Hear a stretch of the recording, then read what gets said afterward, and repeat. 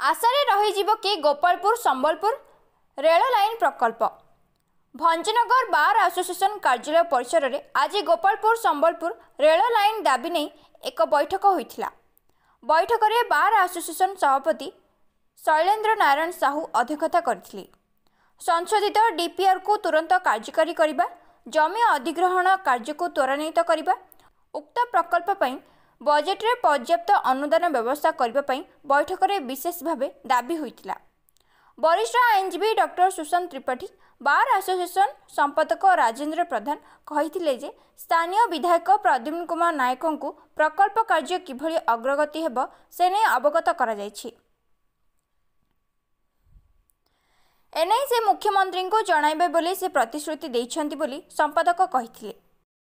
पूर्वतन डीसीसी सभापति संतोष नायक कहिथिले राजनैतिक इच्छा शक्ति रहिले प्रकल्प कार्य तुरंत आरंभ होई परिबो। सूचनाकर्मी बी शंकर पात्र कहिथिले आंदोलन जेते तीव्रतर हेब प्रकल्प कार्य सेते जल्दी आरंभ हेब। एहाकू आखि आगरे रखी निष्पत्ति नेबाकू पड़िबो। राजेंद्र कुमार प्रधान क्रियान्वयन कमिटी भंजनगर बार सेक्रेटरी। आज विधिवत भाव गंजाम फुलवाणी बहुत एक समस्त एडवोकेट एवं एडवोकेट मान लीडरशिप को नहीं एक कमिटी क्रियान्वयन कमिटी डक जाइतिला। यार मुख्य उद्देश्य होची आगामी दिन में एक कमिटी गठन करा जिवो एवं आगामी बजेट रे किपरि स्टेट गवर्नमेंट जमी अधिकरण सकाशे अर्थर व्यवस्था करेंगे।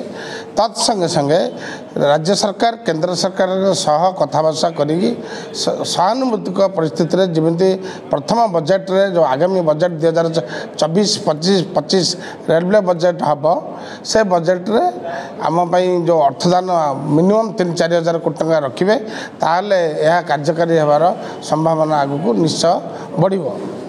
जदि राज्य सरकार एवं केंद्र सरकार आउपरे किसी गुरुत्व न दियंती ताहले आगामी दिन में एक बड़ धरण जन आंदोलन एठारे देखा दब। भंजनगर बार एसोसिएशन तरफ जो दाबी उठी एटा को सर्वाग्रे ए लाइन दि जावाई प्रधानमंत्री गतिशक्ति प्रकल्प ए प्रकल्प को स्थानित कर रेलवे मंत्री यहाँ स्वतंत्र भाव दृष्टि देते प्रति जोड़ा डीपीआर होता फुलवाणी बाद पड़ता कहते पुणी रेल मंत्री एवं गत 5 दिन तले 21 तारिख दिन यहाँ पुणी फुलवाणी सह जोड़ी पुनर्बार डीपीआर प्रस्तुत कर पठेबा को यहाँ चिठी कर गोपालपुर संबलपुर रेलवाई रेल प्रकल्प नूतन रेल प्रकल्प कार्यकारी हेले दीर्घ वर्षर दाबी लोकंर समाप्त हो पार अर्थनैतिक भौगोलिक स्थिति दृष्टि यहाँ दक्षिण को पश्चिम ओडिशा सहित संजोग हो पार जोड़ा कि दीर्घ दिन दाबी लोकंर यहाँ हो पार गमनागमन सहित सबकि माल परिवहन आरंभ कर सबकि सुबंदोबस्त हो पार आशा करुँ।